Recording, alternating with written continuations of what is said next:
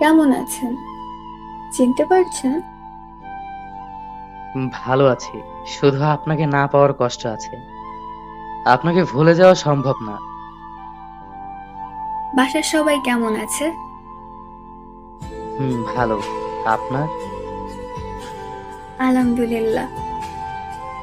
অনেক বছর পর হঠাৎ? না, এমনি। কিছুদিন আগে মেঘার সাথে কথা হয়েছে। হুম, আমার সাথে মাঝে মধ্যে কথা হয়। তারপর বিয়ে, বউ বাচ্চা, কি খবর? বিয়ে করি নাই তো। মেঘাকে কি সব বলেন? কি বলবো?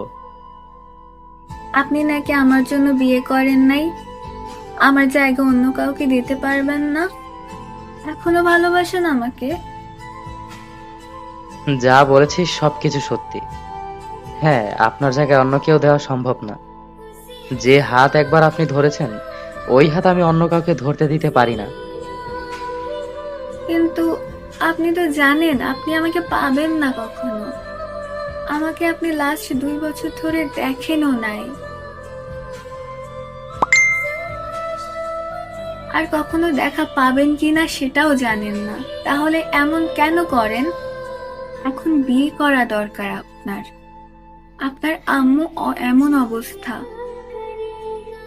আমি জানি আপনাকে পাবো না, কিন্তু আপনার প্রতি আমার ভালোবাসা ফুরাবে না। সেটার জন্য কি আমি দায়ী? আমি চেষ্টা করেছি জীবনে নতুন কাউকে মেনে নেওয়ার, কিন্তু সম্ভব হয়নি। কিন্তু এভাবে কতদিন? আমার তো বিয়ে হয়ে গেছে, একটা বেবি আছে, তারপরও এমন করেন? তারপরও না, আমি তো আপনাকে আগে থেকে ভালোবাসি। এক সময় আপনি আমাকে ভালোবাসতেন। আজ সময়ের পরিবর্তন হয়েছে, সাথে আপনিও, কিন্তু আমি হতে পারিনি।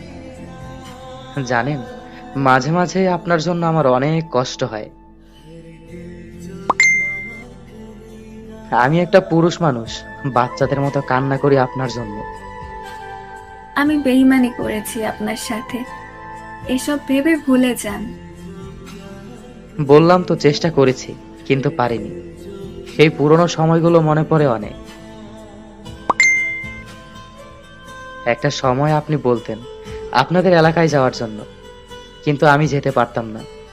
আর এখন কত যায় আপনাদের এলাকায়। জানেন, মাঝে মাঝে আপনার জন্য অনেক খারাপ লাগে। আপনার মনে আছে ওই শিমুল গাছের কথা?